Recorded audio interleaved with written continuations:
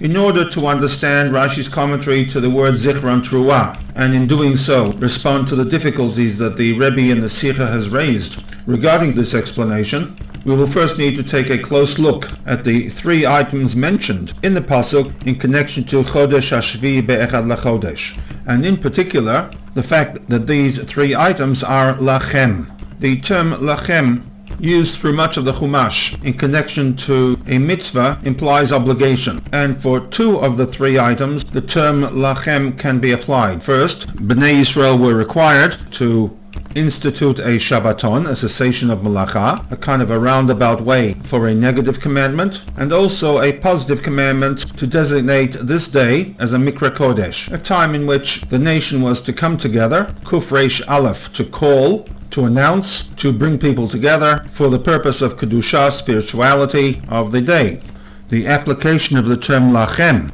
to the second of the three statements is more problematic, and after looking at the various options, Rashi provides a means by which the Lachem can also be applied to the term Zichron Truah. One option is to read into this pasuk an obligation for the recitation of pasukim, Zichron, of Truah, the mitzvah of Tkiyat Shofar. In this way, the Lachem as an obligation applies to 1 Shabbaton, 2 Zichron Truah, 3 Mikra Kodesh.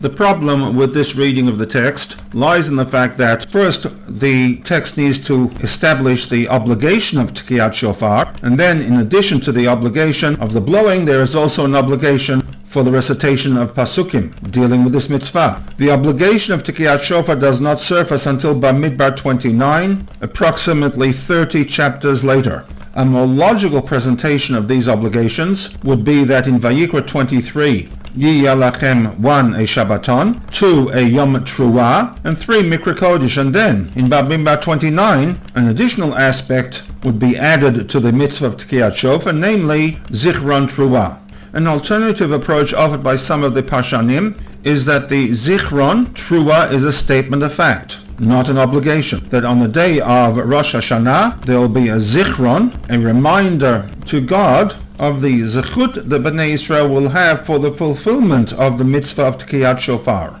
In this way the Lachem has a dual meaning. The first, an obligation, which would be applied to the Shabbaton and the Mikra Kodesh, and Lachem as suggesting for your benefit, which would apply to the Zichron Truah.